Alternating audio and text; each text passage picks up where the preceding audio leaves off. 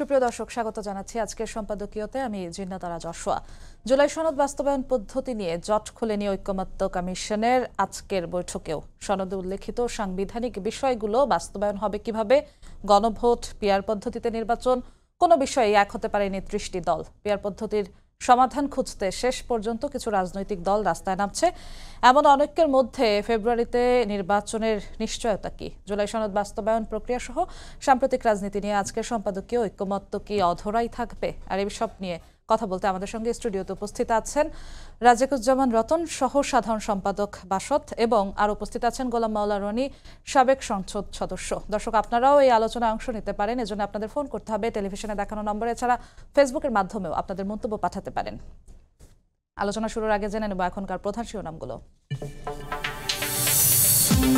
জুলাই সনদ বাস্তবায়নের উপায় নিয়ে কাটছে না ভিন্ন মত। সাংবিধানিক বিষয়ে বিচার বিভাগের পরামর্শ চায় বিএনপি। বিশেষ আদেশের পক্ষে জামায়াত। গণভোটের প্রস্তাব কমিশনের।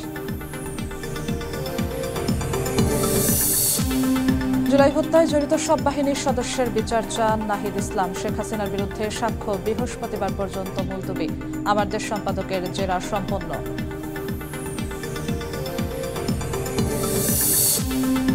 জাতিসংঘ অধিবেশনে অংশ নিতে ২২ সেপ্টেম্বর নিউ ইয়র্ক যাচ্ছেন প্রধান উপদেষ্টা। ভাষণ ২৬ তারিখ। সরকারি প্রতিনিধি দলে থাকছেন বিএনপি, জামাত, এনসিপির ৪ নেতা। টেন্ডার প্রক্রিয়ায় প্রভাবশালীদের আধিপত্য রুখতে আসছে নতুন আইন। যোগ্য প্রতিষ্ঠানকেই দেয়া হবে কাজ। অনিয়ম বন্ধে সব প্রকল্পের টেন্ডার অনলাইনে করার সিদ্ধান্ত।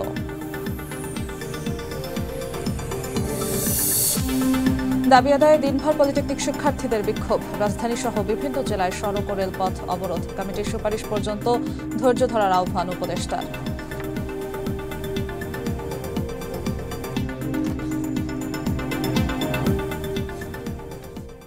দর্শক, দেখছিলাম প্রধান শিরোনামগুলো, যাচ্ছে আলোচনায়। আপনাদের দুজনকে আরও একবার স্বাগত আজকের সম্পাদকীয়তে। ঐকমত্য কমিশনের আজকে আবারও বৈঠক হয়েছে। ৩০টি দল যেসব বিষয় নিয়ে আলোচনা চলছে, কোনো আলোচনায় আসলে তারা এক মতে পৌঁছাতে পারেনি। রাজেকুজ্জামান রতন, আপনাকে দিয়েই শুরু করতে চাই। আপনারাও বেশ কিছু বিষয়ে নোট অফ ডিসেন্ট দিয়েছেন। গণভোট বা জুলাই সনদ নিয়ে আপনাদেরও একটি বক্তব্য আছে। আজকে সারাদিন যা যা হলো, আপনার কাছে শুরুতে জানতে চাই আপনাদের অবস্থানটা কি এবং কেন আসলে ঐকমত্যে পৌঁছানো যাচ্ছে না। ধন্যবাদ। আমরা আমাদের দল বাসদের পক্ষ থেকে শুরু থেকে বলেছিলাম যে যখন আমি বলছি ঐকমত্য কমিশন, ঐকমত্য করতে গেলে আমাদের বেছে নিতে হবে যে বিষয়গুলো কখনোই ঐকমত্য করা যাবে না, সেই বিষয়গুলো যেন আমরা আলোচনার টেবিলে না নিয়ে আসি। যে বিষয়গুলো আমাদের একটা সুষ্ঠু, অবাধ, গ্রহণযোগ্য নির্বাচনের জন্য প্রয়োজন, সেই বিষয়গুলোকে আমরা টপ প্রায়োরিটিতে দেই। যে বিষয়গুলো আমাদের কাঠামোগত সংস্কার বলি, সেগুলোর ক্ষেত্রে প্রয়োজন, সেগুলো আমরা ডিসকাশন করি এবং প্রয়োজনে ডিবেট করি। আর যে বিষয়গুলো আমাদের মনন জগতের সংস্কারের জন্য প্রয়োজন, রাজনীতির সঙ্গে সংস্কৃতিটাও তো খুব গুরুত্বপূর্ণ, সেক্ষেত্রে সেগুলোকে আমরা আর একটা প্রায়োরিটিতে নিয়ে আসি। কিন্তু আমাদের এখানে প্রথমেই শুরুটাই করা হয়েছিল এমনভাবে যে মনে হলো যে জটিলতাটা আমাদের নিত্যসঙ্গী বানিয়ে ফেলা হলো। আমরা সংবিধান নিয়ে আলোচনা শুরু করে দিলাম। আচ্ছা, সংবিধান সংশোধন করার বিধানটা কি? সংবিধান সংশোধন করার বিধান তো পার্লামেন্টে। গণভোটে তো সংবিধান সংশোধন হয় না। গণভোটে একটা বিষয়ের প্রতি জনগণের একটা আস্থা বা সম্মতি, এটা নেওয়া হয়। কিন্তু আমি যদি কোনো সংবিধান পরিবর্তন করার চেষ্টা করি অথবা সংবিধান নতুন করে লেখার চেষ্টা করি, তাহলে আমাদের একটা সংবিধান সভা লাগবে। আচ্ছা, সংবিধান সভায় যে সংবিধানটা লেখা হবে, সেই সংবিধান কতদিন পরে প্রয়োগযোগ্য হবে? তার অতীতের উদাহরণগুলো আমরা দেখিয়েছি। পাকিস্তানের সংবিধান প্রণয়ন হতে লেগেছে ৯ বছর, ভারতের সংবিধান প্রণয়ন হতে লেগেছে ৫.৫ থেকে ৬ বছর। নেপালে যে সংবিধান সভা হয়েছিল, প্রথম সংবিধান সভায় তাদের ৬ বছর লেগেছে, দ্বিতীয় সংবিধান সভায় তাদের ২.৫ বছর লেগেছে। তাহলে সংবিধান সভা করে তারপরে নতুন একটা সংবিধান করে এরপরে আবার একটা নির্বাচন করে, এগুলো আসলে মনে হচ্ছে খুবই টাইম কনজিউমিং একটা ব্যাপার হবে। আর সবচেয়ে বড় কথা, এর মধ্যে জাতি কি ঐক্যবদ্ধ থাকবে না বিভক্ত হয়ে পড়বে? আমরা সে কারণে বলেছিলাম যে জনগণের সামনে প্রধান প্রতিবন্ধকতা কী ছিল? গণতন্ত্রের পথে প্রধান প্রতিবন্ধকতা ছিল একটা নির্বাচনী ব্যবস্থাকে ধ্বংস করে দেওয়া হয়েছে। ফলে নির্বাচনী ব্যবস্থাকে সুষ্ঠু এবং অবাধ করার জন্য কি করা দরকার? বলা হয়েছিল ঠিক আছে, এই ক্ষেত্রে তো একমত খুব দ্রুত আমরা হয়ে গেলাম যে তত্ত্বাবধায়ক সরকারের অধীনে নির্বাচন হবে, তাহলে ঠিক হয়ে গেলাম। ২, আমাদের ২০১৪, ১৮ এবং ২৪-এর যে নির্বাচন হয়েছিল, যা নিয়ে এত প্রশ্ন আছে, সেই নির্বাচন করার ক্ষেত্রে নির্বাচন কমিশনের কি কোনো ভূমিকা ছিল না? যদি নির্বাচন কমিশনের ভূমিকা থেকে থাকে তো নির্বাচন কমিশনের কি লায়াবিলিটিস ছিল না? লায়াবিলিটিস থাকলে তারা কি অ্যাকাউন্টেবিলিটির মধ্যে পড়বে না? তাহলে আমাদের নির্বাচন কমিশনের তার গঠন, তার সংস্কার, সে বিষয়ে আমরা কি মত দিতে পারি? 3, নির্বাচন চলাকালীন সময় সরকারের ভূমিকাটা কি হবে? নির্বাচন কমিশন তারা সুষ্ঠু নির্বাচন করতে চাইলেন, কিন্তু নির্বাচন চলাকালীন সরকারের ভূমিকাটা কি নিরপেক্ষ থাকবে? সেই সময় প্রশাসনের ভূমিকা কি হবে? পুলিশের ভূমিকা কি হবে? সংবিধানে একথা পরিষ্কার করে বলা আছে যে নির্বাচন চলাকালীন সময় নির্বাচন কমিশনের অধীনে তারা থাকবেন এবং তারা যা যা সহযোগিতা চাইবেন সেই সহযোগিতা দেওয়া হবে। কিন্তু আমরা আগে দেখেছিলাম নির্বাচন কমিশন সেনাবাহিনী চাইছেন কিন্তু সরকার সেনাবাহিনী দেয়নি। নারায়ণগঞ্জের ক্ষেত্রে সে প্রযোজ্য। এই রকম ক্ষেত্রে যেন যা আমাদের সংবিধান কর্তৃক যে অধিকার প্রদত্ত হয়েছে সেই অধিকারও একটা ক্ষমতায় থেকে একটা সরকার কি অস্বীকার করতে পারে? যদি পারে তাহলে তার কোন ধরনের অ্যাকাউন্টেবিলিটির মধ্যে সে আসবে? এগুলো ছোটোখাটো বিষয় আছে, এগুলো গুরুত্বপূর্ণ বিষয় আছে, এগুলো নিয়ে যদি আমরা আলোচনা করতাম। আর যে একটা অভ্যুত্থান হলো একটা যদি বলে সর্বোচ্চ ম্যান্ডেট, ঠিক আছে, এই সর্বোচ্চ ম্যান্ডেটকে তো কন্টিনিউইটি অফ কনস্টিটিউশনে নিয়ে আসতে হবে। এখন তো আমাদের সংবিধান কি কার্যকর আছে কি নেই? হ্যাঁ, সংবিধান কার্যকর আছে। কার্যকর থাকলে সংবিধানের বিপরীতে যে কাজগুলো করা হয়েছে সেগুলোকে কিভাবে আইনসঙ্গত করব? তাহলে খুব দ্রুত একটা নির্বাচন করে সেটাকে আইনসঙ্গত করতে হবে, এবং সেটা করতে গেলে আমাদের সংবিধানের যে 7 ক এবং খ অনুচ্ছেদ আছে সেটাকে আমাদের পরিবর্তন করতে হবে। এগুলো করার ব্যাপারে মানে সমাধান যোগ্য না সেগুলো আলোচনার টেবিলে আসছে কেন? এইটাই তো বড় কথা, যে আমি কি তাহলে প্রথমেই টেবিলটাকে এত ভারাক্রান্ত করে ফেললাম? অনেকটা হয় না এখন বুফে খাবারের মতো, 103টা আইটেম দেওয়া হচ্ছে। এখানে বাস্তবে কিন্তু কেউ 103টা আইটেম খাবে না, কিন্তু 103টা আইটেম দিয়ে চমক লাগিয়ে কিংবা কখন তাদেরকে মোহগ্রস্ত করে আসলে ওই শেষ পর্যন্ত কিন্তু লাভটা হোটেল মালিকেরই হয়। যে তা আমাদের হোটেল মালিকের ভূমিকা কে? হোটেল মালিকের ভূমিকা হচ্ছে আমাদের অন্তর্বর্তীকালীন সরকার। তার অন্তরের মধ্যে কি আছে এটা মানুষ বুঝতে পারলো না, কিন্তু মনে হলো তিনি অনেক কাজ করছেন, এত কাজ করছেন, তারা দম নিতে পারছেন না। কিন্তু মানুষ দম ধরে অপেক্ষা করছে, এত কাজ করার পরে ফলাফলটা কি? তো এই ফলাফল যখন মানুষ জানতে চাইবে তখনই কিন্তু প্রশ্ন তৈরি হয়ে গেল। এই জন্য দেখুন, এই 166টা পয়েন্টে আলোচনা হবে, 470টার মতন ছোট বড় বিষয় আছে, সেগুলো আবার শর্ট লিস্ট করা হবে। শর্ট লিস্ট করার পরে সব আলোচনা করে আবার এখন গিয়ে মানে পুনর্মূসিকভ হব যে আবার কি, তাহলে কি গণভোট হবে? তাহলে এতদিন এই আলোচনাগুলো কিসের জন্য করা হলো? জি, আপনার কাছে আবার আসবো। গোলাম মাওলা রনি, গণভোট বিষয়ে কথা হচ্ছিল, জুলাই সনদ বিষয়ে কথা হচ্ছিল। আজকের বৈঠকে সাংবিধানিক আদেশের মাধ্যমে জুলাই সনদের আইনি বৈধতা এবং আসন্ন জাতীয় সংসদ নির্বাচনের দিন একই সঙ্গে গণভোট আয়োজনের প্রস্তাব দিয়েছে ঐকমত্য কমিশন। তবে বিএনপি সাংবিধানিক আদেশের পক্ষে নয়, তারা বলছে আদেশ নিয়ে পরবর্তীতে চ্যালেঞ্জ হতে পারে। শঙ্কা প্রকাশ করেছেন সালাউদ্দিন আহমদ, এবং আইনি ভিত্তির জন্য তারা সুপ্রিম কোর্টের পরামর্শ নেওয়ার প্রস্তাব দিয়েছে। তবে গণভোট নিয়ে তারা ভেবে দেখবে একই দিনে গণভোট হবে কিনা। এনসিপিও বলেছে দলের সঙ্গে আলোচনা করে তারা ভেবে দেখবে। তবে জামাত ইসলাম, এবি পার্টি তারা অবশ্যই জাতীয় নির্বাচনের আগে গণভোট চায়। এত মিটিং, এত আলোচনা, যেমনটা বললেন যে বুফে খাওয়ার মতো এতগুলো আলোচনা টেবিলে তোলা হলো, তারপর আসলে এই তৃতীয় দফার বৈঠকে এসেও এরকম ঐকমত্য হচ্ছে না কেন? না, আমরা যারা টেলিভিশনে টকশোতে আলোচনা করে আসছিলাম, আমরা প্রথমত বলেছিলাম যে এই ধরনের একটা কমিশনের দরকারই নেই, একেবারে অপ্রয়োজন, ঐকমত্য কমিশনের দরকার নেই। দ্বিতীয়ত, এই কমিশনে যারা কর্তা ব্যক্তি তারা এই ধরনের একটা কমিশন পরিচালনা করা বা যাদের সঙ্গে আলাপ আলোচনা করবে তাদেরকে নেতৃত্ব দিয়ে এবং তাদের সবাইকে একটা ঐক্যমতের একটা জায়গায় নিয়ে আসার জন্যে যে ধরনের পরিবেশ, পরিস্থিতি, সামাজিকতা, মানে সব মিলিয়ে একটা যাকে বলা হয় যে অবস্থা, প্রেক্ষাপট দরকার, এটা আসলে এই কমিশনের যারা হর্তাকর্তা ব্যক্তি তাদের আর্ট অ্যান্ড অ্যাটিটিউডে মনে হয়নি। খোলা বাংলায় যদি আমি বলি, ধরেন বদিউল আলম সাহেব, মজুমদার সাহেব আছেন বা আলী রিয়াজ সাহেব আছেন, দুজনকে ধরেন।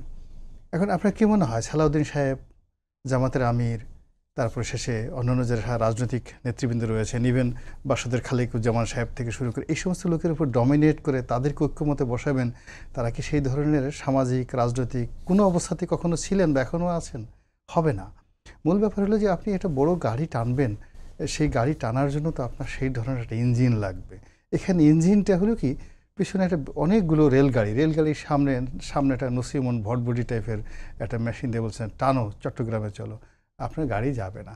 তো যা হবার এখানে সেই ঘটনাই ঘটছে। প্রতিদিনই এখানে আনাকুম জানাকুম যারা যাচ্ছে, এই রতন ভাইরা কেন যাচ্ছেন, আবার কেন সেখান থেকে আসছেন, আমি এটা কারণ বুঝি না। এর কারণ হলো আমি তো ওখানে কখনো যাইনি, কিন্তু যা দেখি অনুষ্ঠানের চেহারা দেখে তো বোঝা যায়। ওখানে খাওয়া দাওয়া হওয়া ছাড়া, শুভেচ্ছা বিনিময় হওয়া ছাড়া, আনন্দ বিনোদন, মানে একে অপরে কেমন আছো, শরীরটা কেমন, জ্বর হলো কিনা, সর্দির অবস্থা কি, ইত্যাদি ইত্যাদি, দিনকাল ভালো যাচ্ছে কিনা, এরকম কুশল বিনিময় ছাড়া ওখানে যিনি বক্তা, মানে যারাই বক্তব্য দেন তার বক্তব্যকে মনোযোগ সহকারে শুনে আমি এরকম কোনো অডিয়েন্স দেখিনি টেলিভিশন যা দেখায়।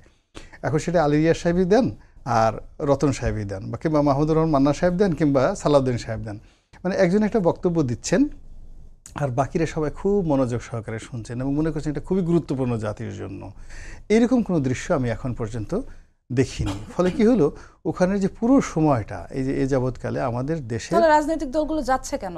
মূলত ব্যাপার হলো ভয়ে যাচ্ছে। যদি বহিষ্কৃত হয়ে যায়, স্থানচ্যুত হয়ে যায়, গুরুত্ব কমে যায়, বা একেবারে কি দরকার, ডাকছে না গেলেই বা কেমন হয়, আচ্ছা আমি গেলাম না তো বাকি সবাই তো যাবে, তো সেক্ষেত্রে আমি তো একটা রেসে গিয়ে পিছনে পড়ে গেলাম, ঠিক এরকম একটা অবস্থা থেকে যাচ্ছে। কিন্তু এখানে আমার কাছে যেটা মনে হচ্ছে যে রাজনৈতিক দলগুলো যদি একটা কমিটমেন্ট থাকতো, তাদের যদি একটা সুনির্দিষ্ট লক্ষ্য থাকতো, এবং তাদের যদি ঠিক ওরকম যে না আমাদের সময়ের দাম আছে, রাষ্ট্রের যে অর্থ আপনারা এখানে বসে খরচ করছেন এটার যাকে বলা হয় মানে মেহনতি মানুষের অর্থ, এভাবে আপনারা খরচ করতে পারেন না।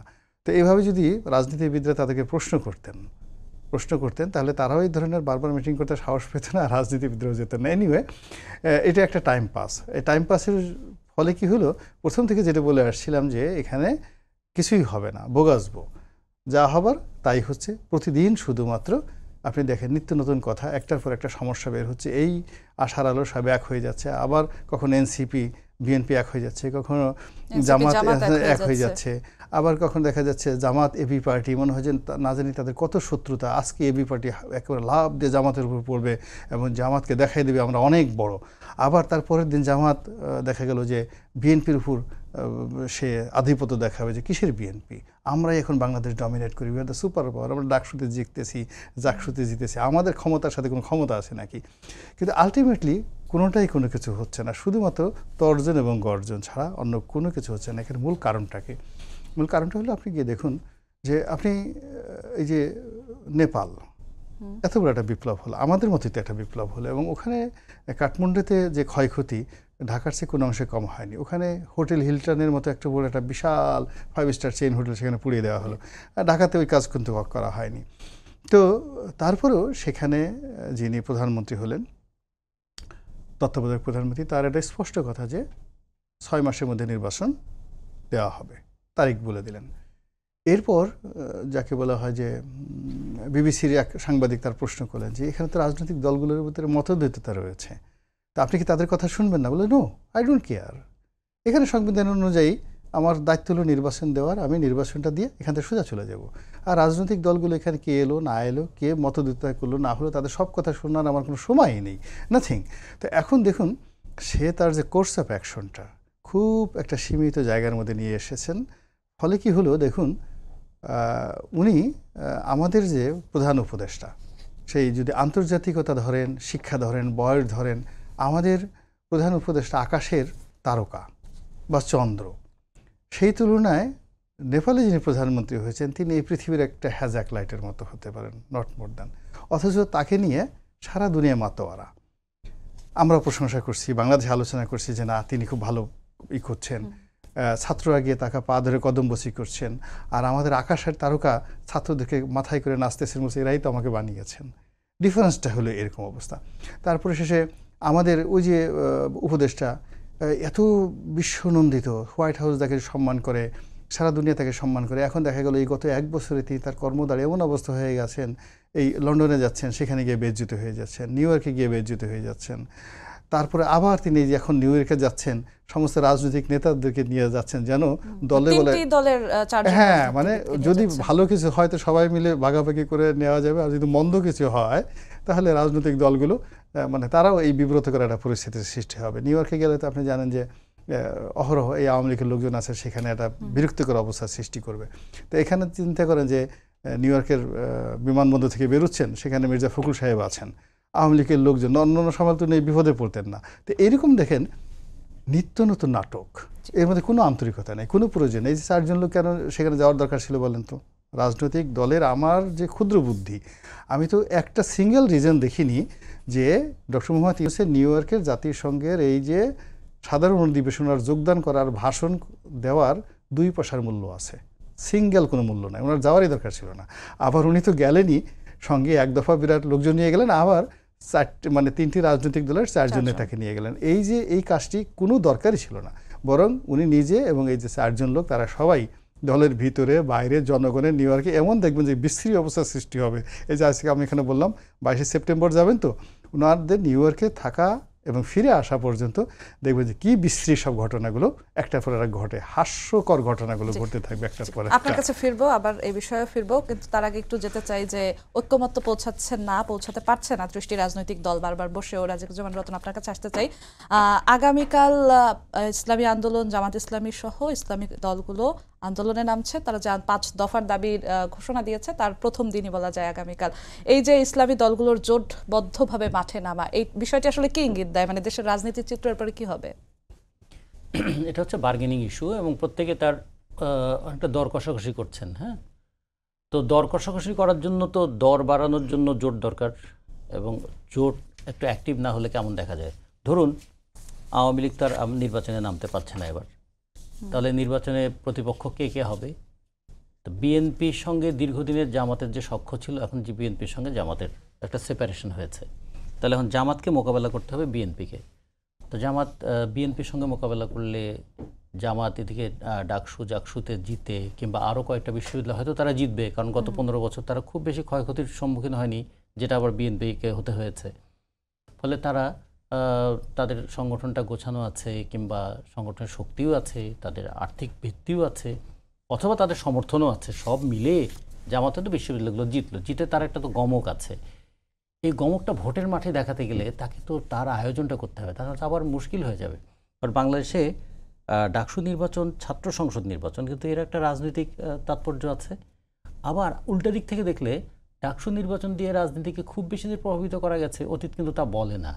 কারণ ডাকসুতে বাসদও 2 বার ছিল, মানে কিন্তু বাংলাদেশের রাজনীতিতে আমরা কি খুব বড় শক্তি হিসেবে নিজেকে দাবি করবো? এটা দাবি করলে একটা হাস্যকর ব্যাপার হয়ে যাবে, তাই না? কিন্তু আমরা পরপর 2 বার ডাকসুতে আমরা জিতেছি। তারপরে আমরা চাকসুতে আমাদের জিএস ছিল, আমাদের জাকসুতে আমাদের জিএস ছিল, কৃষি বিশ্ববিদ্যালয়ে আমাদের একটা ভালো ফাইটিং রোল ছিল। কিন্তু জাতীয় রাজনীতির ফলে বিশ্ববিদ্যালয়ে ছাত্র সংসদ নির্বাচনগুলো খুব গুরুত্বপূর্ণ, এটা ঠিক, কিন্তু জাতীয় নির্বাচন তারও অনেক কিছুর উপর নির্ভর করে।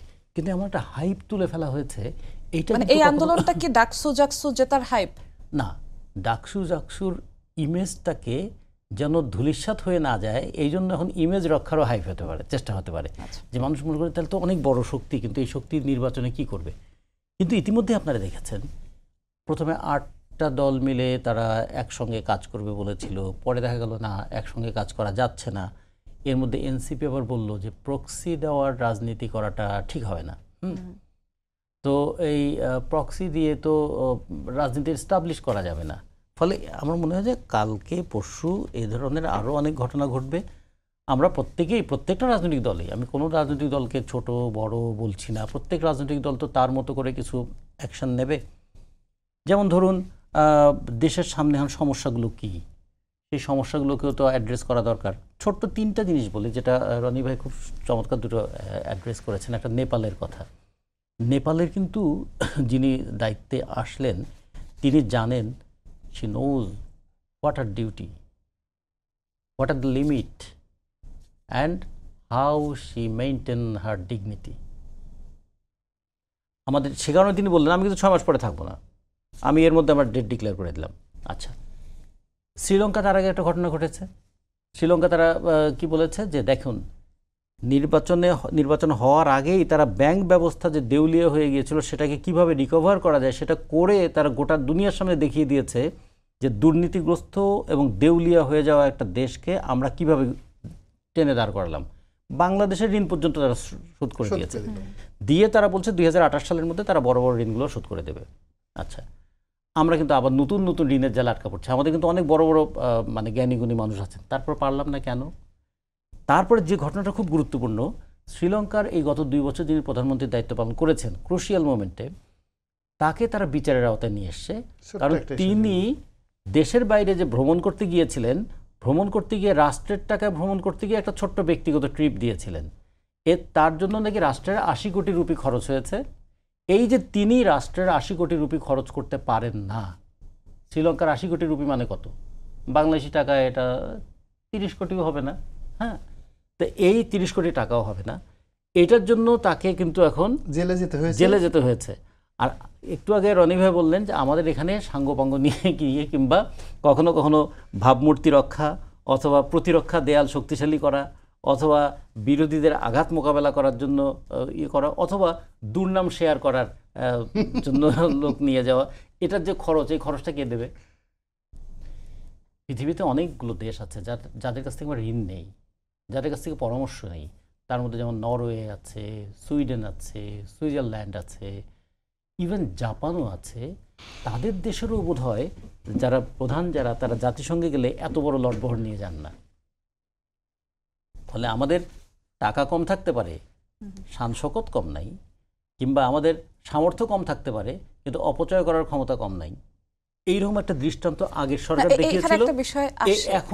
এখনো যদি সেগুলো দেখায় তাহলে বুঝতে হবে যে আমাদের তো এখন আলোচনাগুলো এই জায়গাগুলোতে কেন্দ্রীভূত হওয়া দরকার ছিল। আমাদের তো কষ্টের টাকা। আমরা দেখলাম যে জাতিসংঘে যাওয়ার জন্য 3টি দলের 4 জন নেতা যাচ্ছেন, কিন্তু এইদিকে নির্বাচন ঘনিয়ে আসছে, কোনো ঐক্যমত্য হচ্ছে না। এই মানে ব্যাপারগুলো সাংঘর্ষিক হয়ে যাচ্ছে না? এখন তারা বলতে পারেন যে আমরা একটা ভ্রমণের ঐক্য তৈরি করতে পারি, অথবা আমরা একটা দেশের বাইরে আলোচনার একটা খোলামেলা পরিবেশে আমরা আলোচনা করতে পারি, কারণ আমাদের দেশের অনেক আলোচনা তো দেশের বাইরেও হয়। তো হতেই পারে, এটা আমরা বলি এটা কূটনৈতিক কৌশল হতে পারে, হোক। কিন্তু আমরা বলছি যে এই যে একটা বছর তো পার হয়ে গেল, একটা বছরে আমাদের তো অগ্রগতিটাও একটু দেখানো দরকার যে আমরা কোথা থেকে শুরু করেছিলাম, কোথায় এসে আমরা থামলাম, এবং পরবর্তী রাজনৈতিক দলকে কোন দায়িত্বটা তাদের কাঁধের উপর দিয়ে গেলাম। পরবর্তী রাজনৈতিক দলগুলোর কাছে এই অন্তর্বর্তী সরকার এমন কিছু চাপ তৈরি করে যেতে পারত যে তাদেরকে 15 বছর এটা মোকাবেলা করতে হতো, যে দেখো 1 বছরে অন্তর্বর্তীকালীন সরকার এমন এমন কাজ করেছে, এইটা একটা দৃষ্টান্ত, কেউ যেন ওখান থেকে পিছু হতে না পারে। কিন্তু যদি বলে ওনারা 1 বছরেও তো দুর্নীতিটা কমানো তো দূরের কথা, কোনো কোনো ক্ষেত্রে বাড়িয়েছেন, তাহলে পরবর্তীদের কাছে এখানে কি হবে, নিয়ন্ত্রণের জন্য কি যুক্তিটা আমরা স্থাপন করব?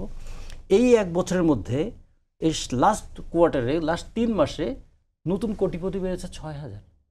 অথচ গত কয়েকদিনে আমরা কয়েকটা খবর দেখেছি, মর্মান্তিক খবর। রাজশাহীতে একজন, সে জীবন ধারণের আর কোনো উপায় না পেয়ে প্রথমে সন্তানকে হত্যা করেছে, স্ত্রীকে হত্যা করেছে, সন্তানকে হত্যা করেছে, তারপর আত্মহত্যা করেছে। গত পরশুদিনও আর একটা এরকম ঘটনা ঘটেছে। তার মানে ঋণের জালে জর্জরিত হওয়া মানুষ, তারা উপায় পাচ্ছে না।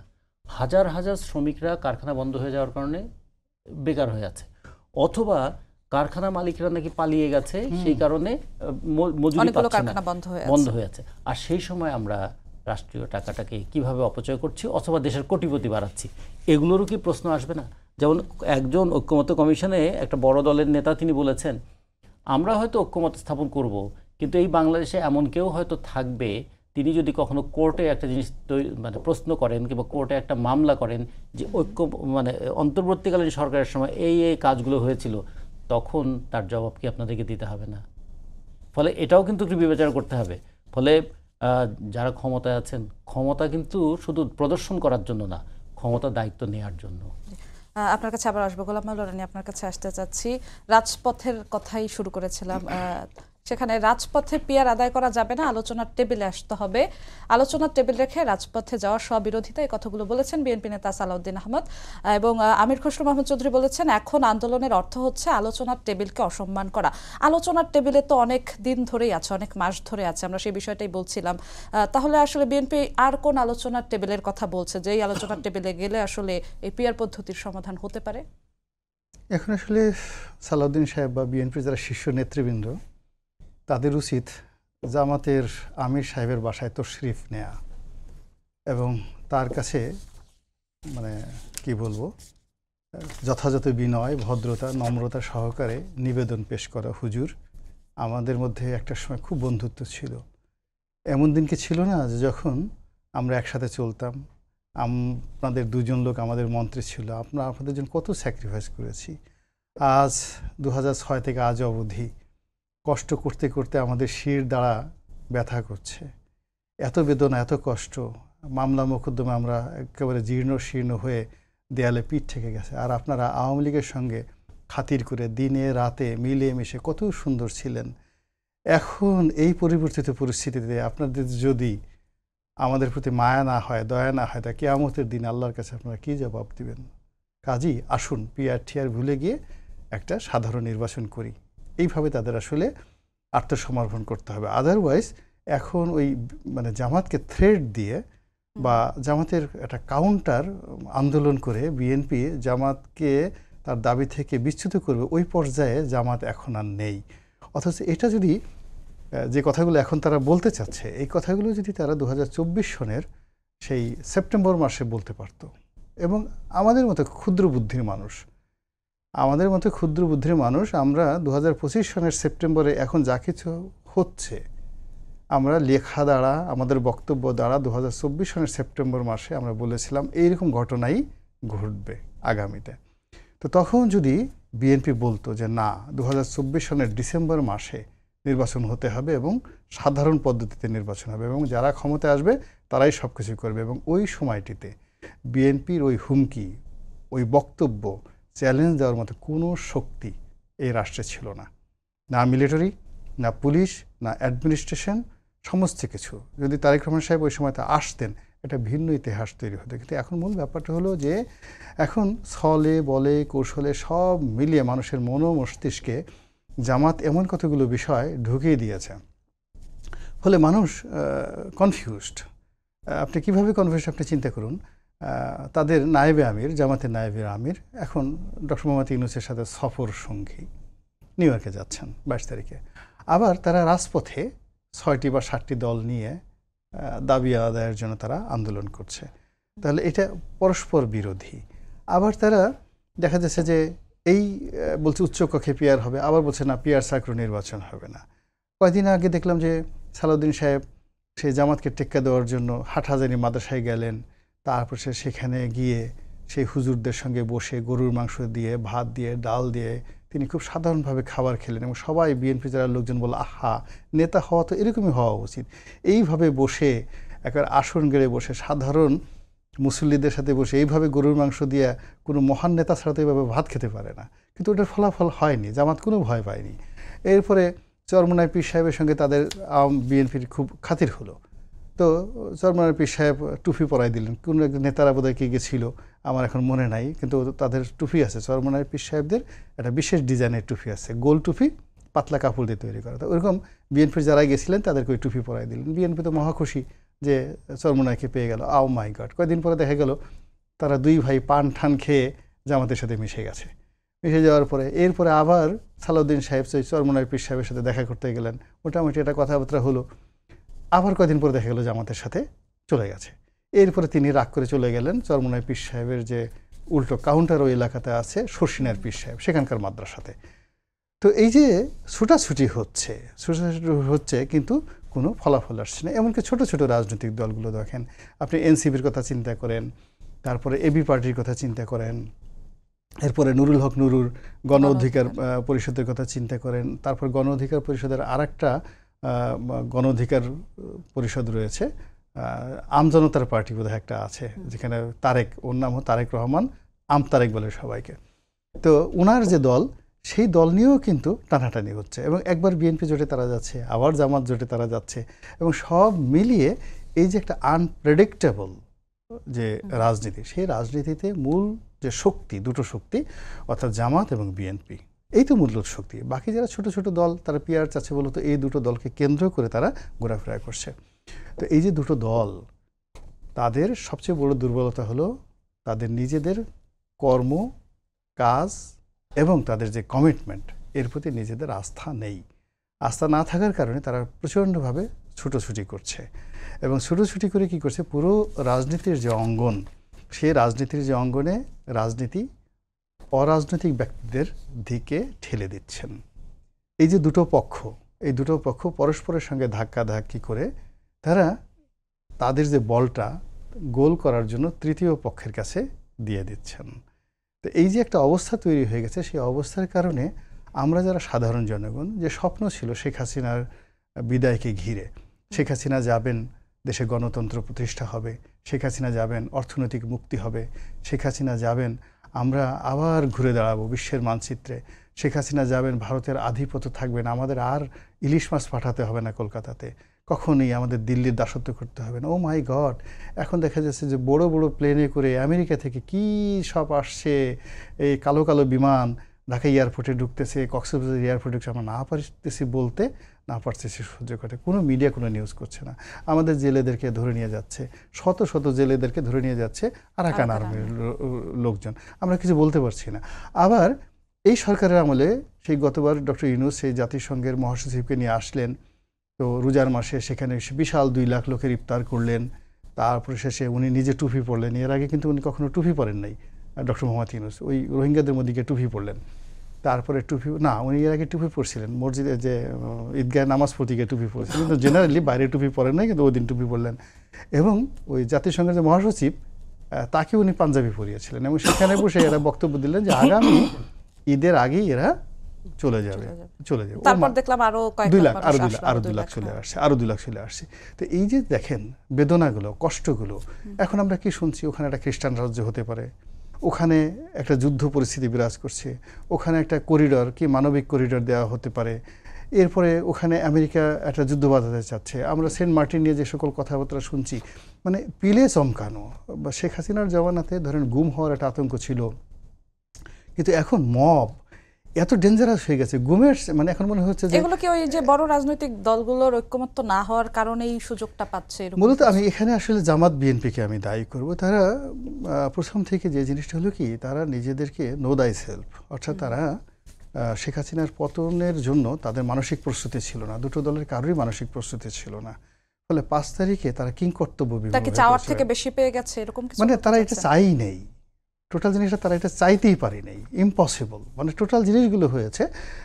আমরা মানে ওই যারা রাস্তায় নেমেছে আসলে এগুলো তো ম্যাজিক্যালি বা ম্যাথমেটিক্যাল প্ল্যান দিয়ে, তারা যে বলে ম্যাটিকুলাস, মানে অঙ্কের মতো কষে কষে যে কাজ করা হয়েছে, আসলে কোনো রাজনৈতিক আন্দোলনের ওইভাবে হয় না। রাজনীতি এমন একটা জিনিস, এটা যখন মানে সারা জায়গায় মানুষের রক্তে আগুন ধরে যায়, মানে কখন যে কার ডাকে বিপ্লব হয়ে যায়, কখন যে কার ডাকে মানুষ রাস্তায় নেমে আসে, আর কে যে কখনই বিপ্লবের সময় নেতা, মহানেতা হয়ে যায়, নায়ক হয়ে যায়, এটা কেউ জানে না, এটা প্ল্যান করে হয় না।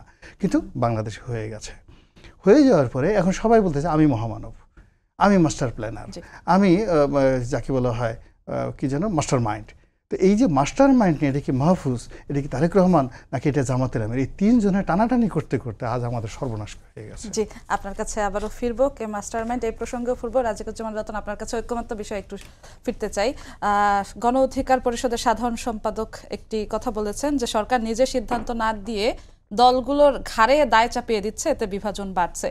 গণভোটে যদি জনগণ সনদের বিপক্ষে রায় দেয় তখন কি হবে, এটা আপনার কাছে জানতে চাইবো। আরেকটু যুক্ত করব, তিনি বলেছেন যে 6 মাসে প্রমাণিত হয়েছে ঐক্যমত্য আর সম্ভব না রাজনৈতিক দলগুলোর, এই বিষয়ে এখন সরকারকেই সিদ্ধান্ত নিতে হবে। সরকার যদি সিদ্ধান্ত নেয় তাহলে তো এক পক্ষ বেজার হবে আর এক পক্ষ খুশি হবে।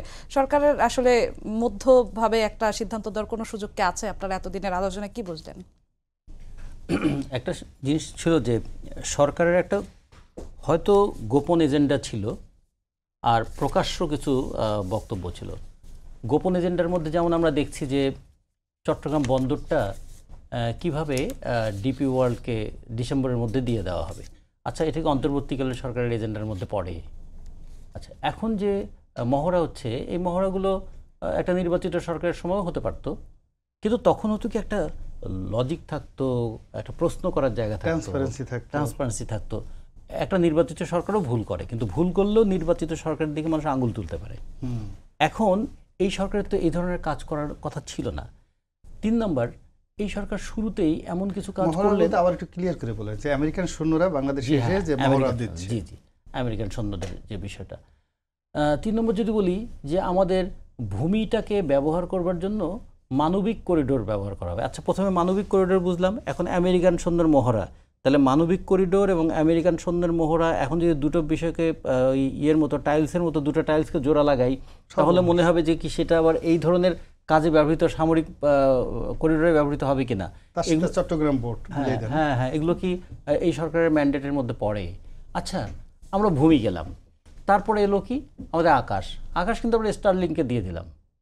আচ্ছা, স্টারলিংককে আমাদের আকাশটাকে ব্যবহার করার, আকাশ বাণিজ্য করার এই অধিকারটা দিয়ে দেওয়ার অধিকার কি এই একটা অন্তর্বর্তীকালীন সরকার আছে? অন্তর্বর্তীকালীন সরকারের কাছে যখন কেউ দাবি নিয়ে যায় তখন বলে আমাদের কিন্তু এই দাবি পূরণ করার ম্যান্ডেট নাই বাবা, আমাদেরকে পরবর্তী সরকার পর্যন্ত অপেক্ষা করতে হবে, আমরা খুব বেশি হলে একটা কমিশন পর্যন্ত করে দিয়ে যেতে পারি।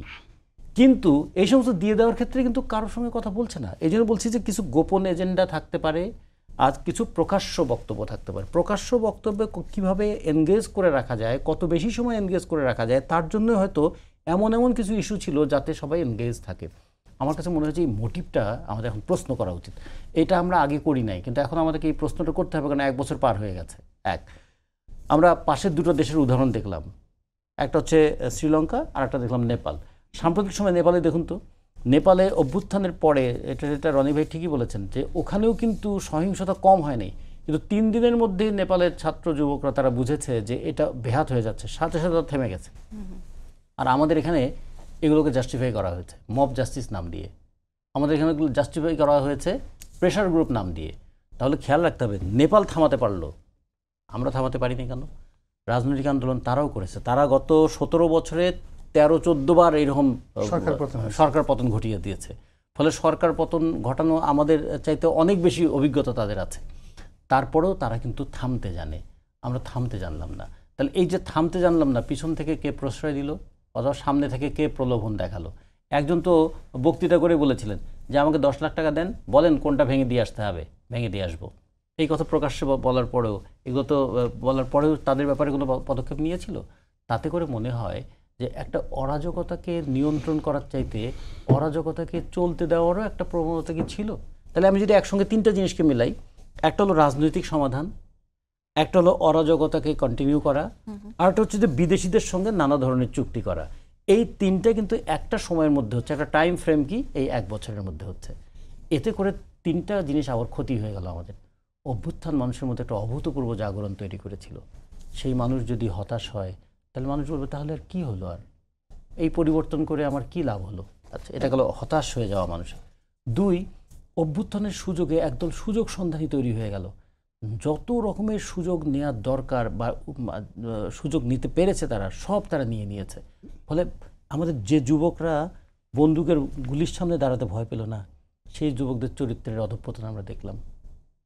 দুঃখ লাগলো যে একটা মেয়ে, সে বীর মুক্তিযোদ্ধা, আমরা ফজলুর রহমানের বাড়ির সামনে গিয়ে কত অশ্রাব্য ভাষায় তাকে গালিগালাজ করলো, তাকে কিচ্ছু বললো না। 10-12 জন মিলেই কাজটা করলো, কেউ কিচ্ছু বললো না। সরকার নাই, পুলিশ নাই, প্রশাসন নাই, কিচ্ছু নাই, আর্মিকে দাঁড়ায় রইল।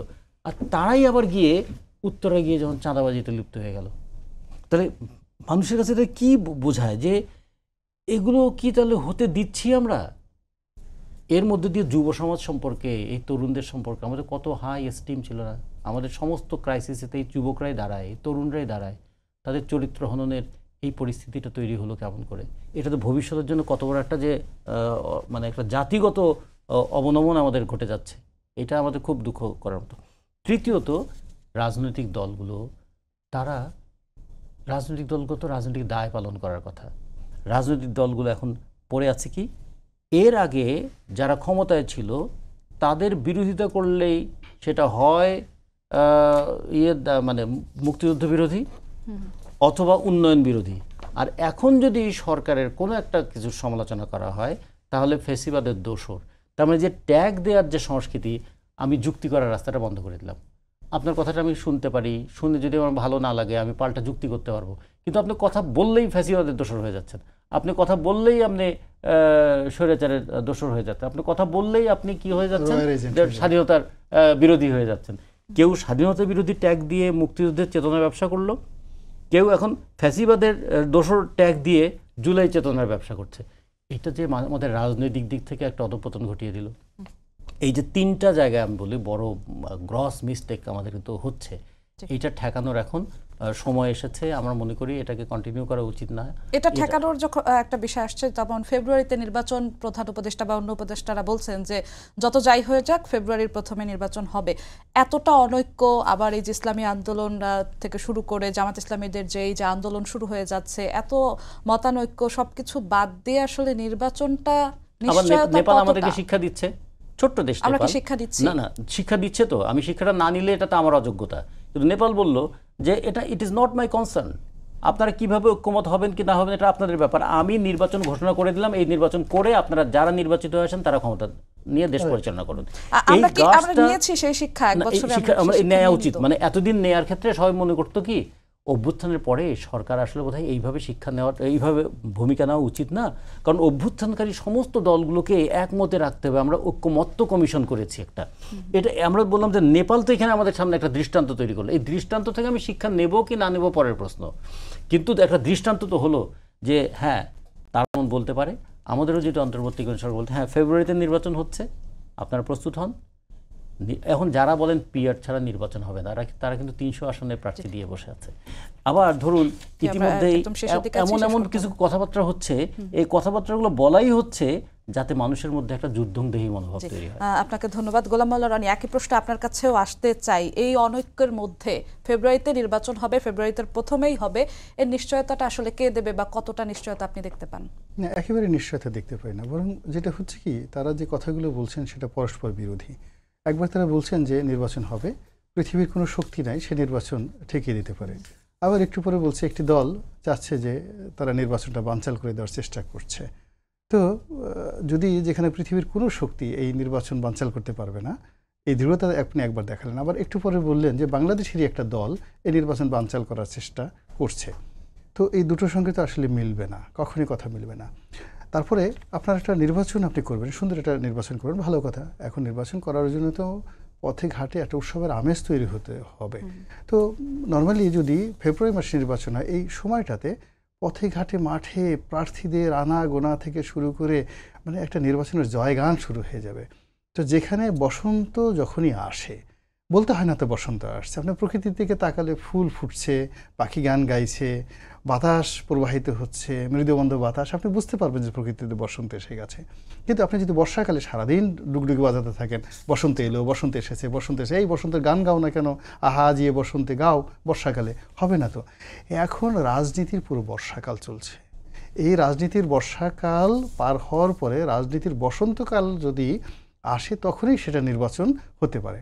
আর সেই নির্বাচন হওয়ার জন্য যেটি দরকার, বসন্তকাল হওয়ার জন্য দরকার, ঢাকা শহরে কোনো মানুষের মনে বা পথে ঘাটে চাপাতির ভয় থাকবে না। আপনি এই শহরে বা সারা বাংলাদেশের জনপদগুলোতে যেভাবে ছিনতাইকারী, চাঁদাবাজ, মাস্তানি বেড়ে গেছে, হ্যাঁ, কোনো অবস্থাতে মানুষ জীবন বাঁচাতে পারছে না, সে কিসে নির্বাচনের কথা চিন্তা করবে? দ্বিতীয় হলো ফ্যাক্টরিগুলো, একটার পর একটা ফ্যাক্টরি বন্ধ হয়েছে, মালিকরা সব পালিয়ে বেড়াচ্ছে, যারা ওখানকার ওয়ার্কাররা তারা পাগলের মতো ছোটাফেটা করছে গ্রামে শহরে সব জায়গাতে দুটো ভাতের জন্য। এই ভাতের চাহিদা যেখানে পাচ্ছে না, সেখানে সে কিসে নির্বাচন করবে? যে সময়, এই সময়টার মধ্যে হঠাৎ করে 6,000 কোটিপতি, কল্পনা করতে পারেন, যেখানে পুরো ইকোনমি উল্টো হয়ে গেল, 6,000 কোটিপতি হয়ে গেল। এই 6,000 কোটিপতি তাদের নির্বাচন দরকার নাই তো, কেননা তারা আরও 12,000 কোটিপতি হতে চাচ্ছে। ফলে এখানে আমি আসলে নির্বাচনের জন্য ফেব্রুয়ারিতে কোনো পসিবিলিটি দেখছি না, প্রশ্নই আসে না। ফেব্রুয়ারিতে আপনাদের দুজনকে অসংখ্য ধন্যবাদ। আমাদের প্রত্যাশা থাকবে যে নির্বাচন যেন ঠিক সময় হয়, বাংলাদেশের মানুষ যেন গণতান্ত্রিক অধিকারটা ফেরত পায়। সবাইকে ধন্যবাদ জানিয়ে শেষ করছি আজকের সম্পাদকীয়। আগামীকাল আবারও দেখা হবে একই সময়। শুভরাত্রি।